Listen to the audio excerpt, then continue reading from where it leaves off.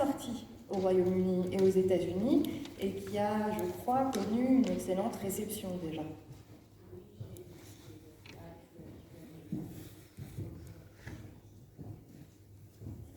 Alors j'ai eu beaucoup de chance parce que, tout d'abord merci à tous d'être là, c'est un grand honneur. Juste un petit, on va dire background, c'est-à-dire que la dernière fois que je suis venue, j'avais 14 ans dans ces bâtiments, donc ça a un petit peu changé, et puis la direction aussi, donc c'est pas mal. Ce que je voulais dire, c'est que le livre a connu un succès auquel je ne m'attendais pas du tout, mais bon, je suis ravie. Et l'idée au départ, c'était que j'enseigne l'histoire de l'esclavage, les histoires coloniales et post-coloniales, et j'en avais un petit peu assez d'entendre que l'histoire des migrations, l'histoire des personnes de descendance africaine en Europe commençait justement au moment de la traite transatlantique ou la traite de l'océan Indien. Donc je voulais faire autre chose. Et je voulais le faire parce que même en enseignant la traite, je commence toujours mes cours et mes classes avec un état des lieux, notamment les sociétés précoloniales en Europe et en Afrique. Et donc du coup, bon, j'avais une idée de ce qui se passait déjà. Et le deuxième point, c'était que c'était une provocation parce que bon, le titre en anglais, c'est African Europeans, et je voulais vraiment faire un clin d'œil aux Africains américains, aux Noirs américains, comme on dit en français, parce qu'il y a des superpositions d'identité, et a priori, ça ne pose pas de problème. Il y a d'autres problèmes, mais ça ne pose pas de problème de revendiquer ces différentes identités et ces identités multiples, alors que peut-être dans les pays européens, il y a quelques soucis. Et donc voilà, c'était un petit peu la démarche, et aussi parce que je considère mes enfants, et je considère les grands-parents de mes enfants du côté de leur père, ce sont des Afro-Européens, des Africains européens plutôt qu'Afro-Européens, des Africains européens, et je voulais leur rendre hommage aussi. Et d'ailleurs, dès l'introduction de votre ouvrage, vous posez cette question, c'est-à-dire qu'en ouvrant ce champ de l'histoire de la présence noire en Europe, se pose la question de la façon dont on les nomme et dont ils se nomment eux-mêmes, ces acteurs et ces actrices de l'histoire. Oui, c'est tout à fait ça. Alors, comment se nommer ? On est forcément influencé par la manière dont les autres nous voient, nous perçoivent et nous nomment. Donc, en fait, c'est aussi une réaction, comme un dialogue un peu forcé, forcé de répondre à ces questions de lexique, mais aussi d'identité dans le mot. Alors, ce que je veux dire par là, c'est que la façon dont on est nommé nous définit d'une manière ou d'une autre. On va défendre cette forme de représentation identitaire ou non. Mais dans tous les cas, il va y avoir un dialogue plus ou moins forcé. Quand on dit français d'origine, ça soulève un certain nombre de questions et de points, n'est-ce pas? Et donc, comme moi, française d'origine, j'ai envie de dire je suis française. Mais en même temps, j'ai envie de dire ça ne veut pas faire de moi une française de deuxième classe. Donc, il y a ces différents niveaux de hiérarchie que je voulais aussi un petit peu questionner dans le livre. Dans votre ouvrage, malheureusement, on ne découvre pas que la racialisation des Noirs commence avec leur mise en esclavage. Ce qu'on découvre, par contre, c'est une rupture chronologique qui est liée à la chute de Constantinople, puisque des esclaves, auparavant, de toutes couleurs, il y en a déjà, mais qu'il y a un marché qui s'intéresse plutôt aux Européens de l'Est, aux Européens d'Asie centrale, et que c'est cet événement géopolitique majeur qui assèche finalement ces ressources en esclaves et qui font se tourner l'attention vers les Noirs. Et ça, pour moi, ça a été un moment très important de ma lecture, de comprendre à quel point il est question de marché, finalement. Et dans le monde auquel on vit aujourd'hui, effectivement, ça parle énormément. Ce qu'on sait moins peut-être, c'est ce que vous racontez, surtout ce qui se passe avant ce XVIe siècle. Et toutes ces trajectoires, donc vous dressez des portraits exceptionnels, mais vous défendez cette exceptionnalité, donc c'est ces Noirs qui ont réussi d'une certaine façon, qui ont réussi en tout cas à continuer à faire parler d'eux bien après leur parcours biographique. Et cette exceptionnalité, pour vous, elle permet, ou en tout cas c'est une question que je vous pose, peut-être qu'elle permet de toucher paradoxalement à un récit qui se veut de l'ordinaire de la présence noire en Europe.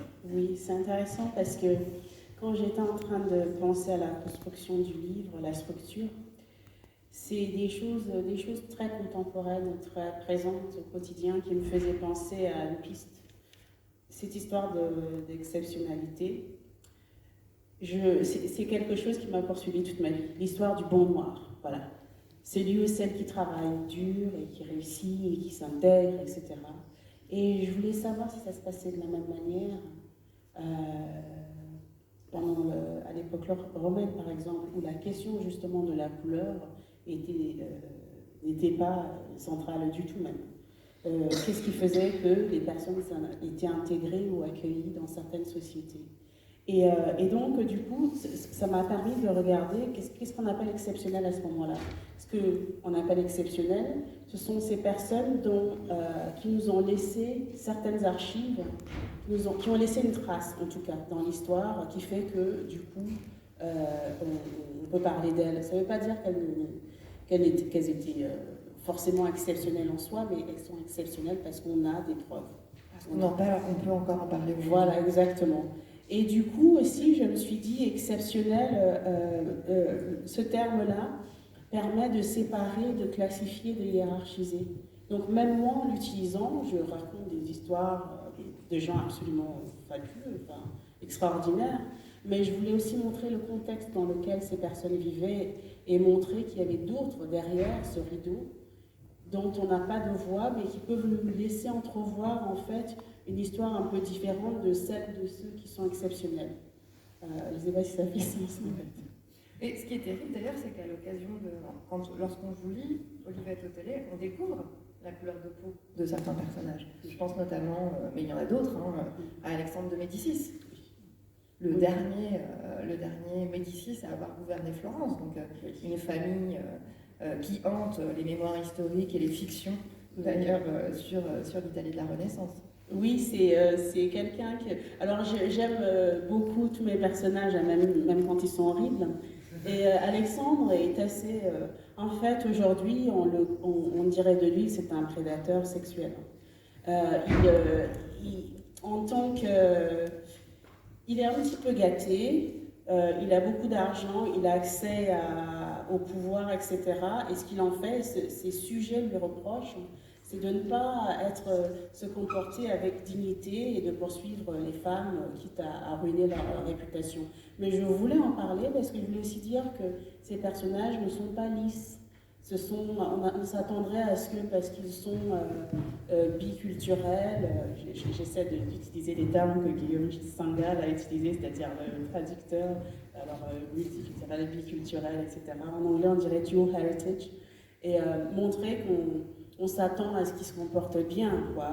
C'est encore l'histoire du bon noir. Et je voulais montrer que non, il n'a pas besoin, parce que justement la couleur de sa peau n'a pas autant d'importance que ça. Ce qu'on lui reproche, c'est son comportement assez ignoble. Donc oui, voilà. Mais d'ailleurs, évidemment, je vais taper sur Google le nom d'Alexandre de Médicis en disant mais je n'avais pas retenu cette dimension-là, et il est systématiquement représenté blanc sur les portraits qu'on garde de lui. Oui, il y a tout un débat dessus parce que les portraits sont faits après sa mort, mais on sait qu'il avait une mère qui était de descendance africaine, et même cette l'histoire de sa mère a été réécrite. J'ai discuté avec des collègues italiens qui me disent mais nous on sait très bien qu'il est noir, on a toujours su. Je dis non, pas tout à fait, parce que l'un de vos collègues il y a quelques siècles écrivait ça, disait que non, c'est pas possible, c'est une insulte de dire que sa mère était de descendance africaine. Donc on voit même dans les portraits de quelle manière il a la peau de plus en plus claire. Donc il y a un changement qui s'opère. Cette fluidité des parcours, d'une certaine façon, avant le XVIe siècle, elle est étonnante, Olivette Otélé. Peut-être que vous pouvez nous éclairer un peu, puisque des préjugés raciaux, il y en a déjà sous l'Antiquité, qui viennent des représentations religieuses, des classifications religieuses, des constructions culturelles de part et d'autre de la Méditerranée, puisque c'est beaucoup de cet endroit-là que vous partez pour les tout premiers siècles de notre ère. Oui, c'est ça qui m'a fascinée, c'est le concept de race. Race, on l'entend aujourd'hui essentiellement lié à la couleur de la peau, alors que race, c'était aussi la religion, c'était aussi la géographie, que je parle notamment d'anglais, bon, ça n'a pas trop changé, d'anglais qui accusent les Irlandais d'être des sauvages, des sous-races. Je dis ça, j'exagère, ça a un petit peu changé quand même, mais on entend encore ces discours discriminatoires quelquefois dans certains cercles. Mais oui, la race, il y a une dimension, une définition beaucoup plus large que celle qu'on a aujourd'hui. Voilà. Et puis, ça n'est pas forcément un facteur d'empêchement non. Dans ces siècles-là. C'est ce sur quoi vous vous appuyez, c'est-à-dire que ce facteur d'empêchement, ce classement, cette rigidification, cette cimentation, je crois que c'est comme ça que c'est traduit dans votre ouvrage, elle arrive au XVIe siècle, justement lorsqu'on a besoin de renouveler ces ressources en esclaves qui se sont épuisées dans l'Europe orientale. Oui, exactement. Et c'est ça qui m'intéressait, c'était cette progression dans le difficile et dans le dur, hein, et qui culmine avec le XVIIIe, XIXe siècle, là où race, couleur et tout ça deviennent plus ou moins la même chose, et essentiellement par rapport aux populations extra-européennes. Et je voulais aussi montrer que la religion revient au XXe, XXIe siècle, mais la religion comme race était aussi assez intéressante, puisque je parle des Mamelouks d'Égypte, qui sont d'anciens esclaves, enfin non, ce sont des esclaves pris enfants en Europe de l'Est, transportés souvent par des marchands vénitiens, arrivés en Afrique, notamment en Égypte, qui vont devenir, alors ils sont blancs, ils sont européens, ils sont musulmans. Et donc ça trouble un peu les os et notre conception de ce qu'on appelle race. Il y a une dimension aussi qui laisse interrogateur lorsqu'on vous lit, c'est que donc, à partir du XVIe siècle, l'installation extrêmement durable de la traite des Noirs va accompagner la construction du racisme tel qu'on l'entend aujourd'hui. Mais vous dites bien aussi, Olivette Otélé, à quel point, pour ce faire, on va mobiliser l'existant. Et notamment, vous parlez de ces observations médicales du corps des femmes noires dès le XIIIe siècle, qui vont nourrir finalement cette construction extrêmement négative et raciste à partir du XVIe siècle. Oui, on va s'appuyer sur l'existant et on va en gros considérer qu'on a presque comme un laboratoire au XVIIIe siècle qui va permettre, soi-disant, de confirmer ce qui avait été déjà étudié au XIIIe siècle. Soi-disant, la femme noire peut faire ceci, à ceci son corps, et ceci, j'ai même pas envie de le dire parce que c'est tellement ridicule.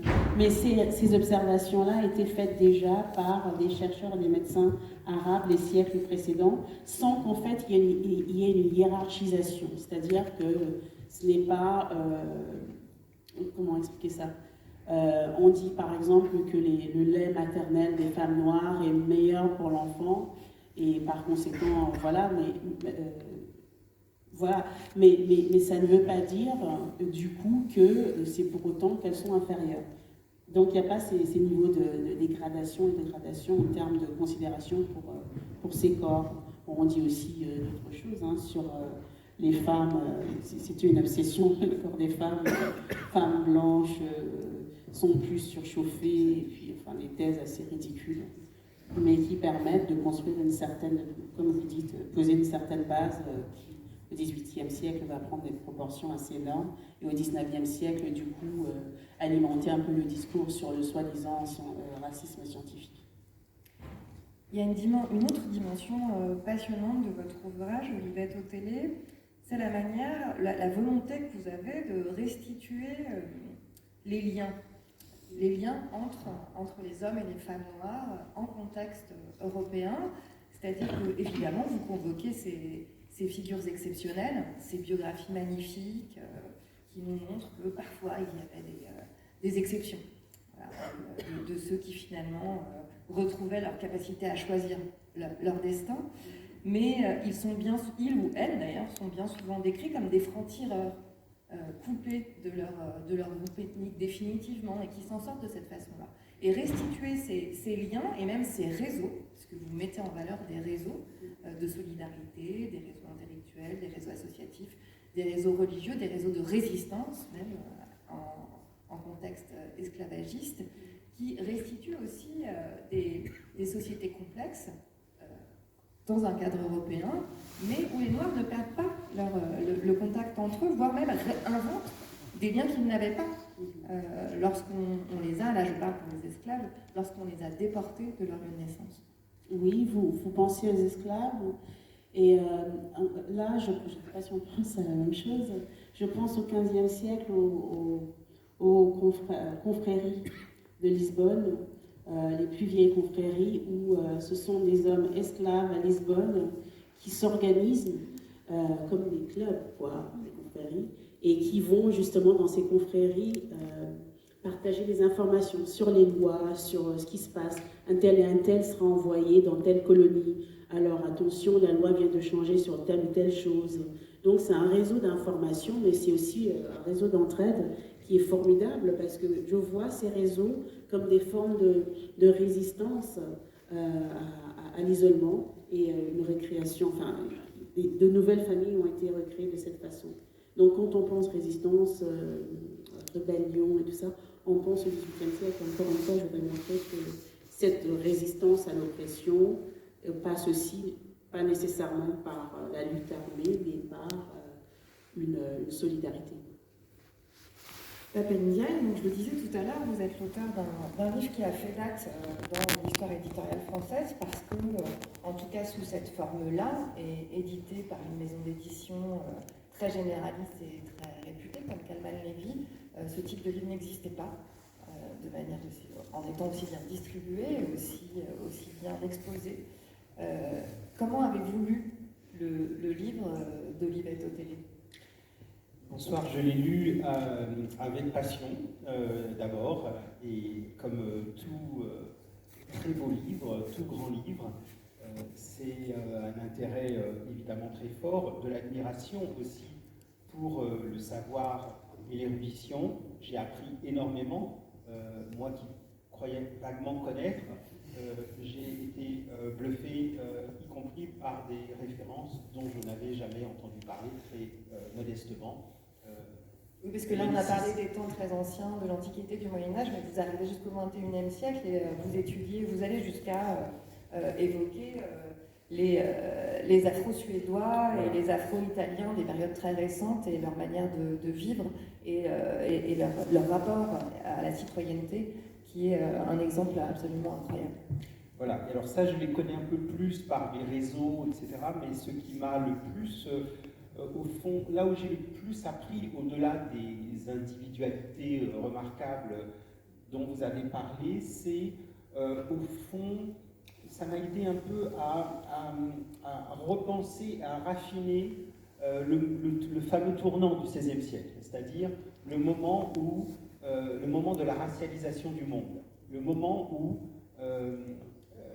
il arrive un moment dans l'histoire des hommes où la race, au sens moderne du terme, devient un élément central de leur classification, un élément central pour penser le monde, penser les individus dans leurs caractéristiques physiques, intellectuelles et mentales. Ça, je le sais bien, évidemment, mais là où j'ai raffiné ma compréhension des choses, c'est que la rupture est peut-être un tout petit peu moins franche que ce que je pensais avant. Il y a bien rupture au sens où il y a systématisation, théorisation de la pensée des races. Mais elle existe quand même avant. Elle est